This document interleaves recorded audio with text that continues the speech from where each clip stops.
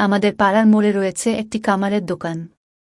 কামার সারাদিন কাজ করে, আর তার ছোট্ট ছেলে সারাদিন তার পাশে থেকে বাবার মুখে নানান গল্প শোনে। খেলাধুলা করার চেয়ে বাবার মুখে গল্প শোনাটাই তার বেশি পছন্দের। এরকমই একদিন সেই ছোট্ট বাচ্চাটি তার বাবাকে জিজ্ঞাসা করল, এই পৃথিবীতে তো সবকিছুরই মূল্য আছে, তাহলে মানুষের মূল্য কত? এত ছোট একটা বাচ্চার মুখে এরকম প্রশ্ন শোনার জন্য মোটেও প্রস্তুত ছিলেন না সেই কামার। কিছুটা থমকে গিয়ে তিনি উত্তর দিলেন, বাবা, মানুষের মূল্য নির্ধারণ করা যায় না, একজন মানুষের মূল্য নির্ধারণ করা খুবই কঠিন কাজ। বাচ্চা ছেলেটি, পৃথিবীতে তো অনেক রকম মানুষ আছো, তাহলে কারো মূল্যই কি তাহলে নির্ধারণ করা যাবে না? পিতা, না, সম্ভব নয়। বাচ্চাটি কিছুই বুঝল না।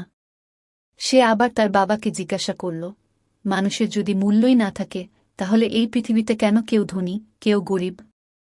কেন কেউ বেশি সম্মান পায়, আর কেন কেউ কম সম্মান পায়? বাবা ভাবলেন ছেলেকে বলে বোঝালে যাবে না, তাই তাকে উদাহরণ দিয়ে বোঝাতে হবে।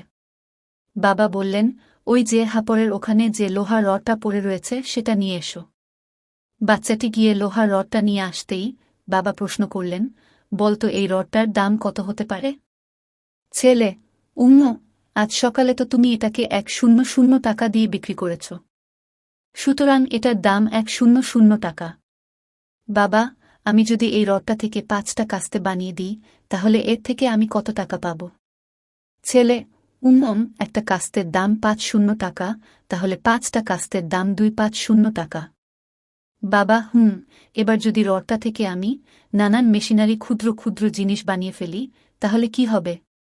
ছেলে, তাহলে তো এটা থেকে আরও অনেক টাকা পাওয়া যাবে, কারণ মেশিনারি জিনিসের দাম অনেক বেশি। এরপর বাবা ছেলেকে বোঝালেন, যেভাবে লোহার রডটির পরিবর্তনের সাথে সাথে তার মূল্যেরও পরিবর্তন হচ্ছে, ঠিক সেভাবেই মানুষের মূল্যও নির্ধারণ হয়। একজন মানুষ বর্তমানে কী অবস্থায় আছেন এবং ভবিষ্যতে তিনি নিজেকে কোনো জায়গায় তুলবেন, তার উপরেই সেই মানুষটির মূল্য নির্ধারিত হয়।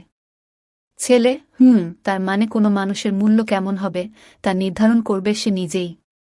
তাই মানুষভেদে গরিব ধনী দেখা যায়। বাবা, বাহ, এই তো বেশ ভালোই বুঝেছ।